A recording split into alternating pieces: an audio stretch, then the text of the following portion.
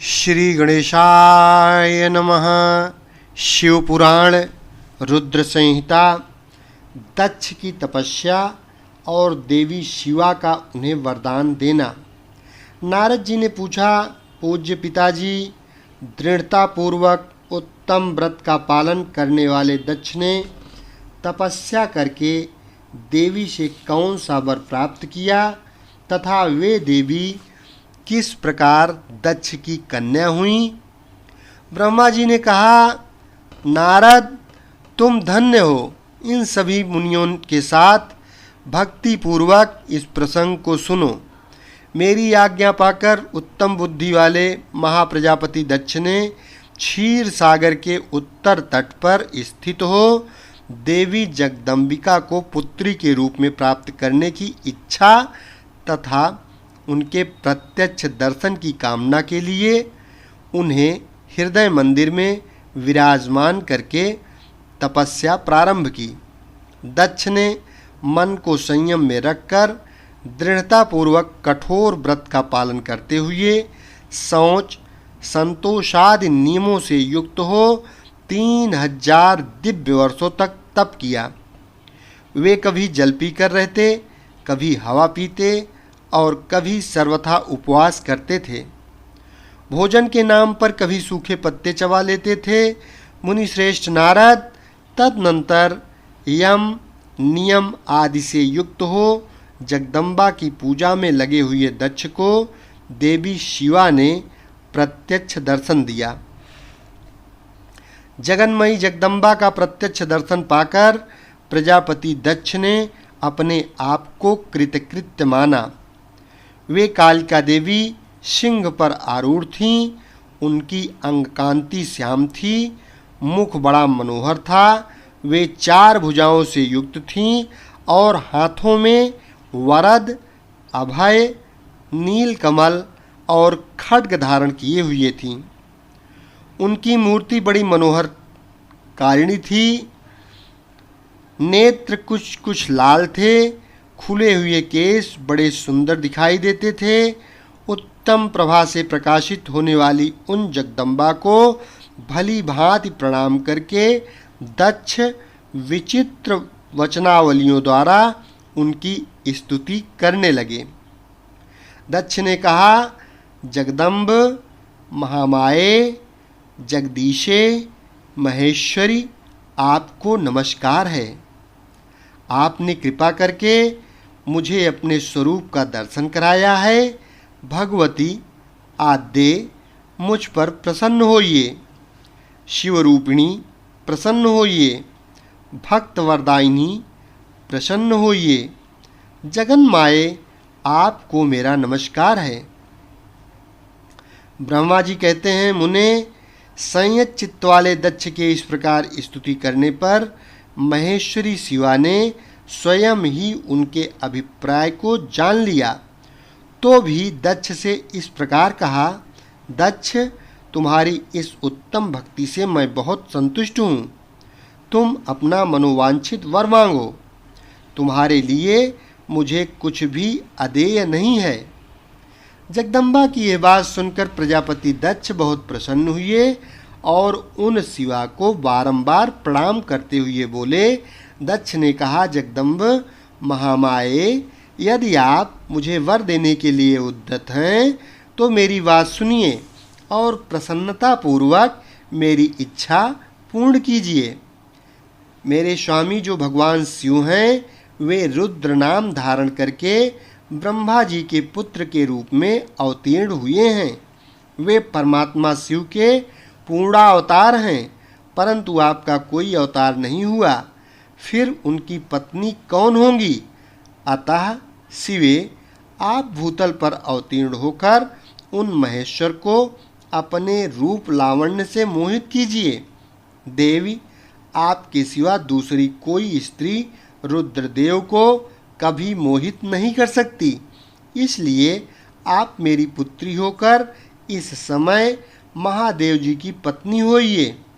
इस प्रकार सुंदर लीला करके आप हर मोहिनी भगवान शिव को मोहित करने वाली बनिए। देवी, यही मेरे लिए वर है। या केवल मेरे ही स्वार्थ की बात हो, ऐसा नहीं सोचना चाहिए। इसमें मेरे ही साथ संपूर्ण जगत का भी हित है। ब्रह्मा, विष्णु और शिव में से ब्रह्मा जी की प्रेरणा से मैं यहाँ आया हूँ। प्रजापति दक्ष का यह वचन सुनकर जगदम्बिका शिवा हंस पड़ी और मन ही मन भगवान शिव का स्मरण करके यूँ बोली। देवी ने कहा, तात प्रजापति दक्ष, मेरी उत्तम बात सुनो। मैं सत्य कहती हूँ, तुम्हारी भक्ति से अत्यंत प्रसन्न हो मुझे संपूर्ण मनोवांछित वस्तु देने के लिए उद्यत हूँ। दक्ष, यद्यपि मैं महेश्वरी हूँ, तथापि तुम्हारी भक्ति के अधीन हो तुम्हारी पत्नी के गर्भ से तुम्हारी पुत्री के रूप में अवतीर्ण होंगी, इसमें संशय नहीं है।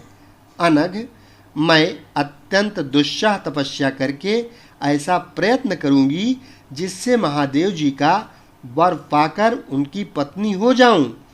इसके सिवा और किसी उपाय से कार्य सिद्ध नहीं हो सकता, क्योंकि वे भगवान सदाशिव सर्वथा निर्विकार हैं, ब्रह्मा और विष्णु के भी सेव्य हैं तथा नित्य परिपूर्ण रूप ही हैं।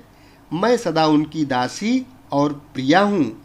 प्रत्येक जन्म में वे नाना रूपधारी शंभु ही मेरे स्वामी होते हैं। भगवान सदाशिव अपने दिए हुए वर के प्रभाव से ब्रह्मा जी की भृकुटी से रुद्र रूप में अवतीर्ण हुए हैं।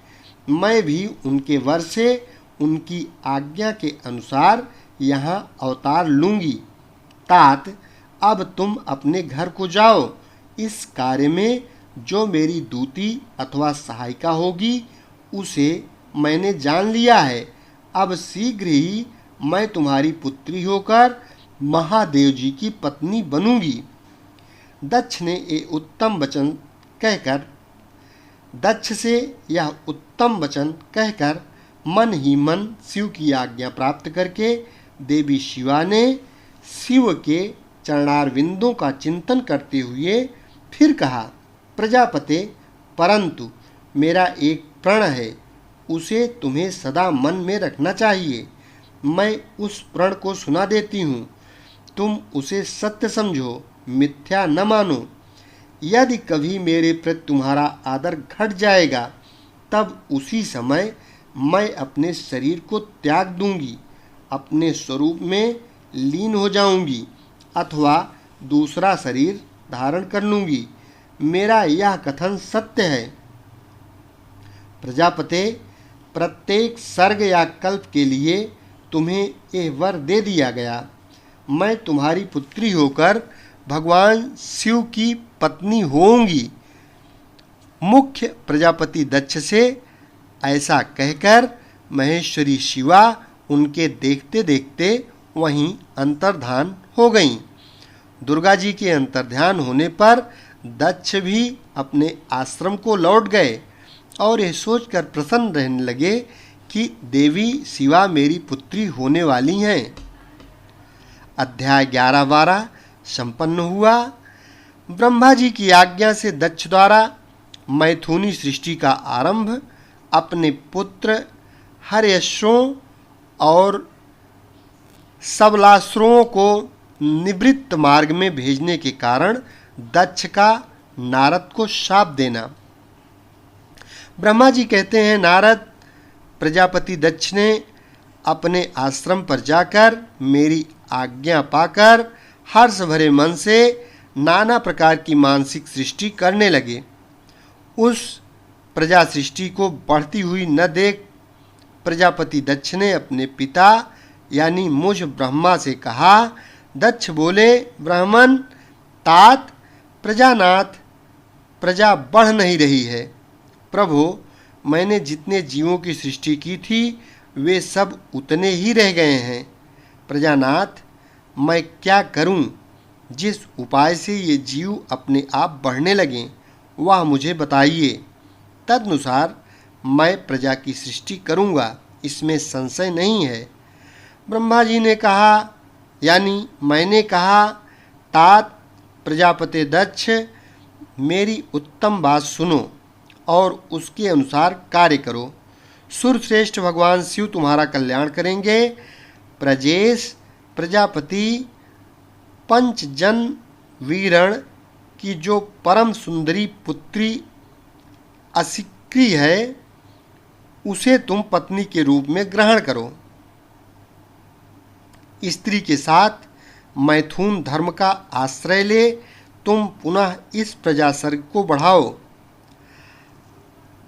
असिकी जैसी कामनी के गर्भ से तुम बहुत सी संतानें उत्पन्न कर सकोगे।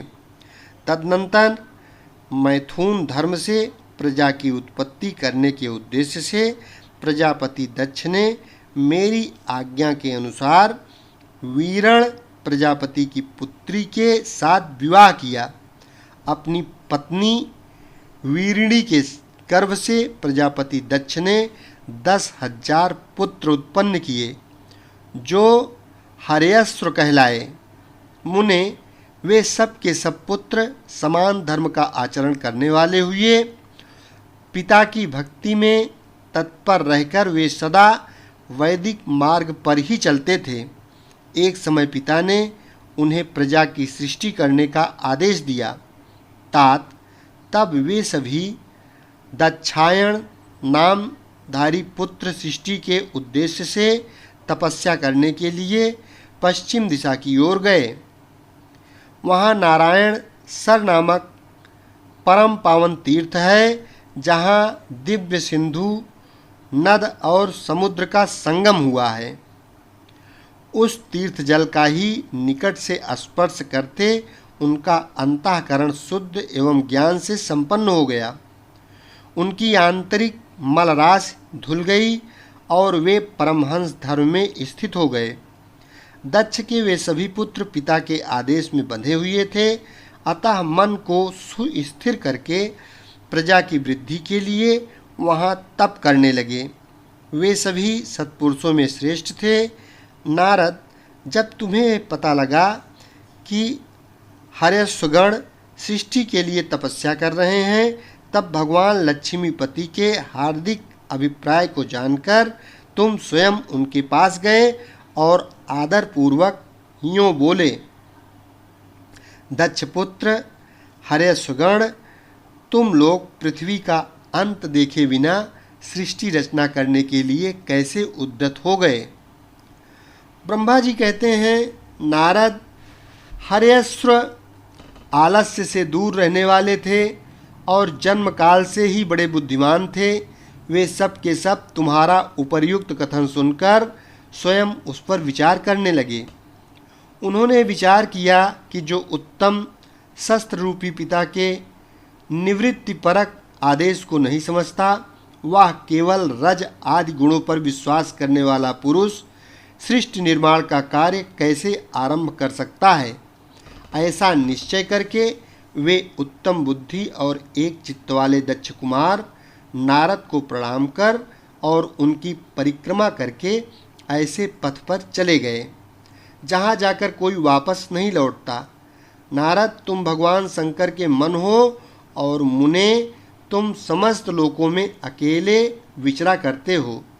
तुम्हारे मन में कोई विकार नहीं है, क्योंकि तुम सदा महेश्वर की मनोवृत्ति के अनुसार ही कार्य करते हो। जब बहुत समय बीत गया, तब मेरे पुत्र प्रजापति दक्ष को पता लगा कि मेरे सभी पुत्र नारद से शिक्षा पाकर नष्ट हो गए, मेरे हाथ से निकल गए। इससे उन्हें बड़ा दुख हुआ। वे बार बार कहने लगे, उत्तम संतानों का पिता होना शोक का ही स्थान है, क्योंकि श्रेष्ठ पुत्रों के बिछुड़ जाने से पिता को बड़ा कष्ट होता है। शिव की माया से मोहित होने से दक्ष को पुत्र वियोग के कारण बहुत शोक होने लगा। तब मैंने आकर अपने बेटे दक्ष को बड़े प्रेम से समझाया और सांत्वना दी। दैव का विधान प्रबल होता है इत्यादि बातें बताकर उनके मन को शांत किया। मेरे सांत्वना देने पर दक्ष पुनः पंचजन कन्या असिकी के गर्भ से सबलाश्व नाम के 1 सहस्त्र पुत्र उत्पन्न किए। पिता का आदेश पाकर वे पुत्र भी प्रजा सृष्टि के लिए दृढ़तापूर्वक प्रतिज्ञा पालन का नियम ले उसी स्थान पर गए जहाँ उनके सिद्धि की प्राप्ति हुए बड़े भाई गए थे। नारायण सरोवर के जल का स्पर्श होने मात्र से उनके सारे पाप नष्ट हो गए, अंतःकरण में शुद्धता आ गई और वे उत्तम व्रत के पालक सबलास्त्र ब्रह्म प्रणव का जप करते हुए वहाँ बड़ी भारी तपस्या करने लगे। उन्हें प्रजा सृष्टि के लिए उद्यत जान तुम पहले की ही भांति ईश्वरीय गति का स्मरण करते हुए उनके पास गए और वही बात कहने लगे जो उनके भाइयों से पहले कह चुके थे। मुने, तुम्हारा दर्शन अमोघ है, इसलिए तुमने उनको भी भाइयों का ही मार्ग दिखाया। अतएव वे भाइयों के ही पथ पर ऊर्ध्वगति को प्राप्त हुए। उसी समय प्रजापति दक्ष को बहुत से उत्पात दिखाई दिए। इससे मेरे पुत्र दक्ष को बड़ा विस्मय हुआ और वे मन ही मन दुखी हुए। फिर उन्होंने पूर्ववत तुम्हारी ही करतूत से अपने पुत्रों का नाश हुआ सुना। इससे उन्हें बड़ा आश्चर्य हुआ। वे पुत्र शोक से मूर्छित हो अत्यंत कष्ट का अनुभव करने लगे। फिर दक्ष ने तुम पर बड़ा क्रोध किया और कहा, यह नारद बड़ा दुष्ट है। दैववश उसी समय तुम दक्ष पर अनुग्रह करने के लिए वहां आ पहुँचे। तुम्हें देखते ही शोकावेश से युक्त हुए दक्ष के ओंठ रोष से फड़कने लगे। तुम्हें सामने पाकर वे धिक्कारने और निंदा करने लगे। दक्ष ने कहा, ओ नीच, तुमने यह क्या किया? तुमने झूठ मूठ साधुओं का बाना पहन रखा है। इसी के द्वारा ठग कर हमारे भोले भाले बालकों को जो तुमने बिच्छुओं का मार्ग दिखाया है, यह अच्छा नहीं किया। तुम निर्दय और सठ हो, इसीलिए तुमने हमारे इन बालकों के जो अभी ऋषि ऋण, देव ऋण और पितृ ऋण से मुक्त नहीं हो पाए थे, लोक और परलोक दोनों के श्रेय का नाश कर डाला। जो पुरुष इन तीनों ऋणों को उतारे बिना ही मोक्ष की इच्छा मन में लिए माता पिता को त्याग कर घर से निकल जाता है, यानी सन्यासी हो जाता है, वह अधोगति को प्राप्त होता है। तुम निर्दय और बड़े निर्लज्ज हो, बच्चों की बुद्धि में भेद पैदा करने वाले हो और अपने सुयश को स्वयं ही नष्ट कर रहे हो। मूढ़मते, तुम भगवान विष्णु के पार्षदों में व्यर्थ ही घूमते फिरते हो। अधमाधम, तुमने बारंबार मेरा अमंगल किया है।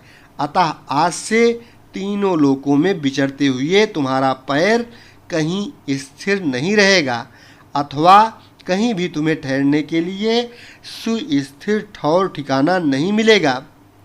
नारद, यद्यपि तुम साधु पुरुषों द्वारा सम्मानित हो, तथापि उस समय दक्ष ने शोकवश तुम्हें ऐसा श्राप दे दिया। वे ईश्वर की इच्छा को नहीं समझ सके। शिव की माया ने उन्हें अत्यंत मोहित कर दिया था। मुने, तुम उस श्राप को चुपचाप ग्रहण कर लिया और अपने चित्त में विकार नहीं आने दिया। यही ब्रह्म भाव है। ईश्वर कोट के महात्मा पुरुष स्वयं श्राप को मिटा देने में समर्थ होने पर भी उसे सह लेते हैं। अध्याय 13 संपन्न हुआ। दक्ष की 60 कन्याओं का विवाह। दक्ष और वीरिणी के यहाँ देवी शिवा का अवतार। दक्ष द्वारा उनकी स्तुति तथा सती के सद्गुणों एवं चेष्टाओं से माता पिता की प्रसन्नता। ब्रह्मा जी कहते हैं, देवर्षे, इसी समय दक्ष के इस वर्ताव को जानकर मैं भी वहाँ आ पहुँचा और पूर्ववत उन्हें शांत करने के लिए सांत्वना देने लगा। तुम्हारी प्रसन्नता को बढ़ाते हुए मैंने दक्ष के साथ तुम्हारा सुंदर स्नेहपूर्ण संबंध स्थापित कराया। तुम मेरे पुत्र हो, मुनियों में श्रेष्ठ और संपूर्ण देवताओं के प्रिय हो। अतः बड़े प्रेम से तुम्हें आश्वासन देकर मैं फिर अपने स्थान पर आ गया। तदनंतर प्रजापति दक्ष ने मेरी अनुनय के अनुसार अपनी पत्नी के गर्भ से 60 सुंदरी कन्याओं को जन्म दिया और आलस्य रहित हो धर्म आदि के साथ उन सबका विवाह कर दिया। मुनीश्वर, मैं उसी प्रसंग को बड़े प्रेम से कह रहा हूँ, तुम सुनो।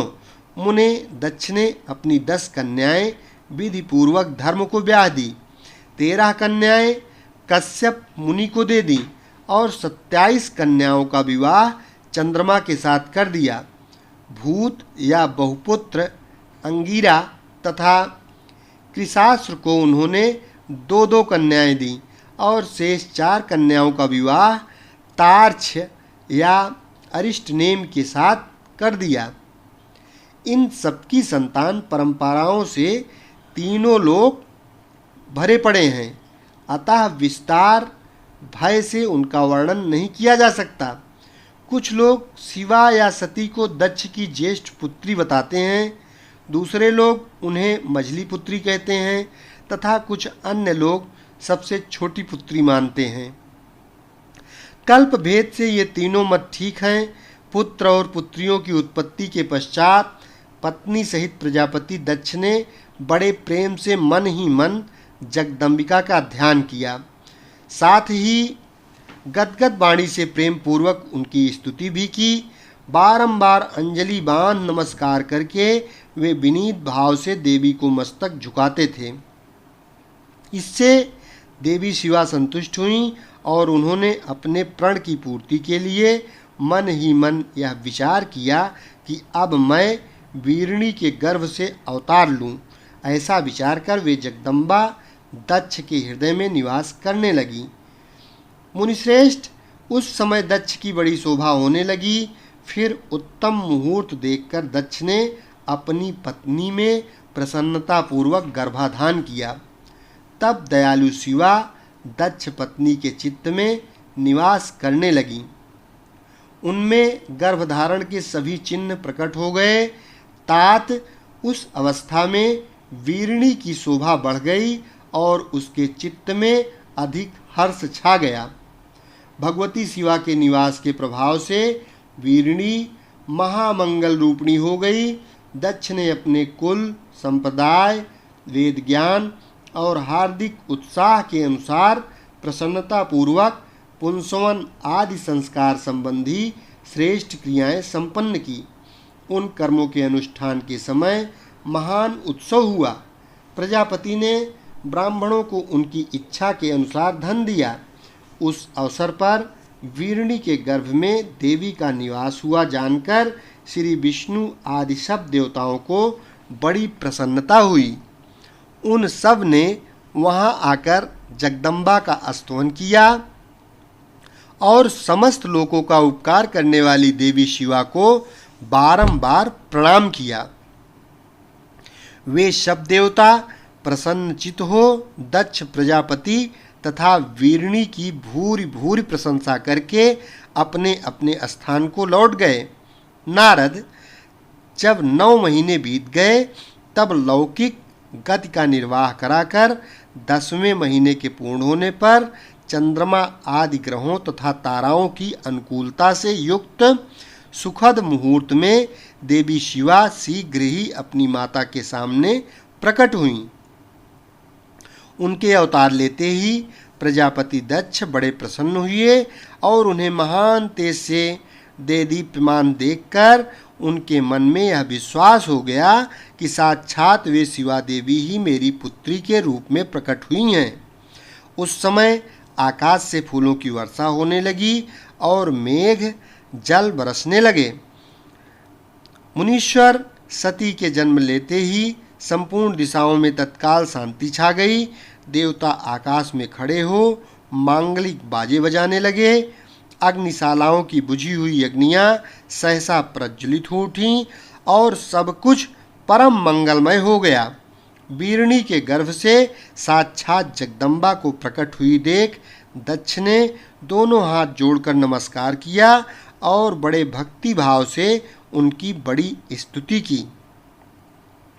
बुद्धिमान दक्ष की स्तुति करने पर जगन माता शिवा उस समय दक्ष से इस प्रकार बोली, जिससे माता वीरणी न सुन सके।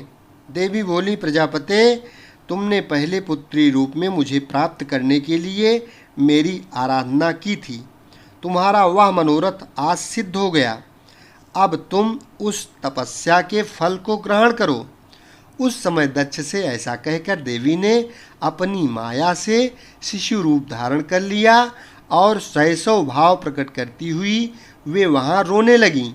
उस बालिका का रोदन सुनकर सभी स्त्रियां और दासियां बड़े बेग से प्रसन्नतापूर्वक वहां आ पहुंचीं। असिकी की पुत्री का अलौकिक रूप देखकर उन सभी स्त्रियों को बड़ा हर्ष हुआ। नगर के सब लोग उस समय जय जयकार करने लगे। गीत और वाद्यों के साथ बड़ा भारी उत्सव होने लगा। पुत्री का मनोहर मुख देखकर सबको बड़ी ही प्रसन्नता हुई। दक्ष ने वैदिक और कुलोचित आचरण का विधिपूर्वक अनुष्ठान किया, ब्राह्मणों को दान दिया और दूसरों को भी धन बांटा। सब और यथोचित गान और नृत्य होने लगे। भांति भांति के मंगल कृत्यों के साथ बहुत से बाजे बजने लगे। उस समय दक्ष ने समस्त सद्गुणों की सत्ता से प्रशंसित होने वाली अपनी उस पुत्री का नाम प्रसन्नतापूर्वक उमा रखा। तदनंतर संसार में लोगों की ओर से उसके और भी नाम प्रचलित किए गए, जो सब के सब महान, मंगलदायक तथा विशेषतः समस्त दुखों का नाश करने वाले हैं। वीरणी और महात्मा दक्ष अपनी पुत्री का पालन करने लगे तथा वह शुक्ल पक्ष की चंद्रकला के समान दिनों दिन बढ़ने लगी। द्विश्रेष्ठ बाल्यावस्था में भी समस्त उत्तमोत्तम गुण उसमें उसी तरह प्रवेश करने लगे जैसे शुक्ल पक्ष के बाल चंद्रमा में भी समस्त मनोहारिणी कलाएं प्रविष्ट हो जाती हैं। दक्ष कन्या सती सखियों के बीच बैठी बैठी जब अपने भाव में निमग्न होती थीं, तब बारंबार भगवान शिव की मूर्ति को चित्रित करने लगती थीं। मंगलमयी सती जब बाल्योचित सुंदर गीत गाती, तब स्थाणु, हर एवं रुद्र नाम लेकर स्मरण शत्रु शिव का स्मरण किया करती थीं। अध्याय 14 संपन्न हुआ। शेष अगले भाग में। एक बार प्रेम से बोलो माता शिवा की जय। सती की तपस्या से संतुष्ट देवताओं का कैलाश में जाकर भगवान शिव का स्तवन करना। ब्रह्मा जी कहते हैं, नारद, एक दिन मैंने तुम्हारे साथ जाकर पिता के पास खड़ी हुई सती को देखा। वह तीनों लोकों की सारभूता सुंदरी थी। उसके पिता ने मुझे नमस्कार करके तुम्हारा भी सत्कार किया। यह देख लोक लीला का अनुसरण करने वाली सती ने भक्ति और प्रसन्नता के साथ मुझको और तुमको भी प्रणाम किया। नारद तदनंतर सती की ओर देखते हुए हम और तुम दक्ष के दिए हुए शुभ आसन पर बैठ गए। तत्पश्चात मैंने उस विनयशीला बालिका से कहा, सती, जो केवल तुम्हें ही चाहते हैं और तुम्हारे मन में भी एकमात्र जिनकी ही कामना है, उन्हीं सर्वज्ञ जगदीश्वर महादेव जी को तुम पति रूप में प्राप्त करो। शुभ है, जो तुम्हारे सिवा दूसरी किसी स्त्री को पत्नी रूप में न तो ग्रहण कर सके हैं, न करते हैं और न भविष्य में ही ग्रहण करेंगे। वे ही भगवान शिव तुम्हारे पति हैं। वे तुम्हारे ही योग्य हैं, दूसरे के नहीं। नारद, सती से ऐसा कहकर मैं दक्ष के घर में देर तक ठहरा रहा। फिर उनसे विदा ले मैं और तुम दोनों अपने अपने स्थान को चले आए। मेरी बात को सुनकर दक्ष को बड़ी प्रसन्नता हुई। उनकी सारी मानसिक चिंता दूर हो गई और उन्होंने अपनी पुत्री को परमेश्वरी समझकर गोद में उठा लिया। इस प्रकार कुमारोचित सुंदर लीला विहारों से सुशोभित होती हुई भक्त वत्सला सती, जो स्वेच्छा से मानव रूप धारण करके प्रकट हुई थी, कौमारावस्था पार कर गईं। बाल्यावस्था बिताकर किंचित युवावस्था को प्राप्त हुई। सती अत्यंत तेज एवं शोभा से संपन्न हो संपूर्ण अंगों से मनोहर दिखाई देने लगीं। लोकेश दक्ष ने देखा कि सती के शरीर में युवावस्था के लक्षण प्रकट होने लगे हैं। तब उनके मन में यह चिंता हुई कि मैं महादेव जी के साथ इनका विवाह कैसे करूं। सती स्वयं भी महादेव जी को पाने की प्रतिदिन अभिलाषा रखती थीं। अतः पिता के मनोभाव को समझकर वे माता के निकट गईं। विशाल बुद्धि वाली सती स्वरूपिणी परमेश्वरी शिवा ने अपनी माता वीरणी से भगवान शंकर की प्रसन्नता निमित्त तपस्या करने के लिए आज्ञा मांगी। माता की आज्ञा मिल गई। अतः दृढ़ता पूर्वक व्रत का पालन करने वाली सती ने महेश्वर को पति रूप में प्राप्त करने के लिए अपने घर पर ही उनकी आराधना आरंभ की। आश्विन मास में नंदा, प्रतिपदा, षष्ठी और एकादशी तिथियों में उन्होंने भक्ति पूर्वक गुड़, भात और नमक चढ़ाकर भगवान शिव का पूजन किया और उन्हें नमस्कार करके उसी नियम के साथ उस मास को व्यतीत किया। कार्तिक मास की चतुर्दशी को सजा कर रखे हुए मालपुओं और खीर से परमेश्वर शिव की आराधना करके वे निरंतर उनका चिंतन करने लगीं। मार्गशीर्ष मास के कृष्ण पक्ष की अष्टमी तिथि को तिल, जौ और चावल से हर की पूजा करके ज्योतिर्मय दीप दिखाकर अथवा आरती करके सती दिन बिताती थीं। पौष मास के शुक्ल पक्ष की सप्तमी को रात भर जागरण करके प्रातःकाल खिचड़ी का नैवेद्य लगा वे शिव की पूजा करती थीं। माघ की पूर्णिमा को रात में जागरण करके सवेरे नदी में नहाती और गीले वस्त्र से ही तट पर बैठकर भगवान शंकर की पूजा करती थीं। फाल्गुन मास के कृष्ण पक्ष की चतुर्दशी तिथि को रात में जागरण करके उस रात्रि के चारों पहर में शिव जी की विशेष पूजा करती और नटों द्वारा नाटक भी कराती थीं। चैत मास के शुक्ल पक्ष की चतुर्दशी को वे दिन रात शिव का स्मरण करती हुई समय बिताती और ढाक के फूलों तथा दवनों से भगवान शिव की पूजा करती थीं। वैशाख शुक्ला तृतीया को सती तिल का आहार करके रहती थीं और नए जौ के भात से रुद्र की पूजा करके उस महीने को बिताती थीं।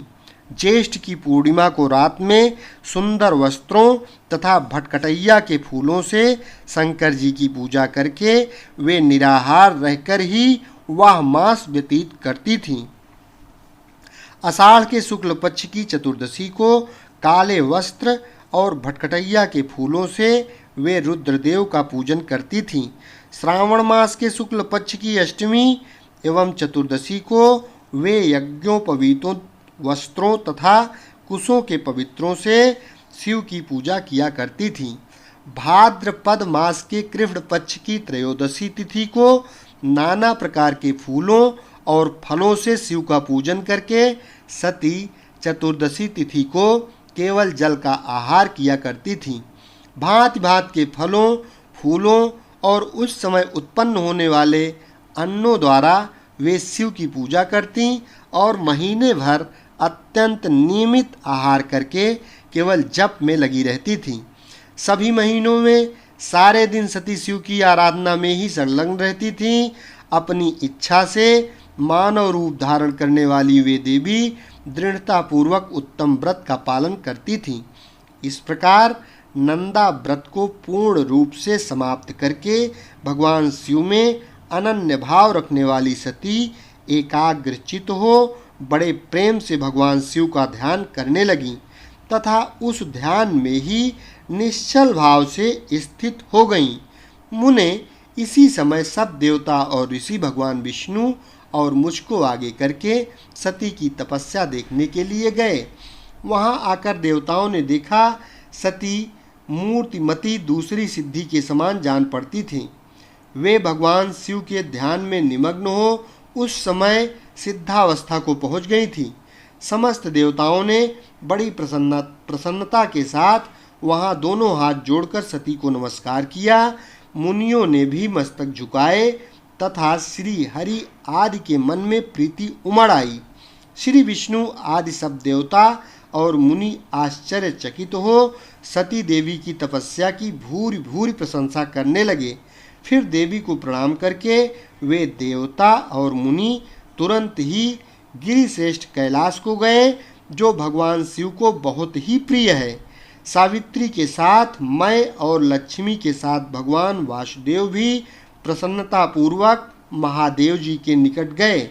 वहां जाकर भगवान शिव को देखते ही बड़े बेग से प्रणाम करके सब देवताओं ने दोनों हाथ जोड़ करके विनीत भाव से नाना प्रकार के स्तोत्रों द्वारा उनकी स्तुति करके अंत में कहा, प्रभो आपकी सत्व, रज और तम नामक 3 जो शक्तियां हैं उनके राग आदि वेग असहाय हैं।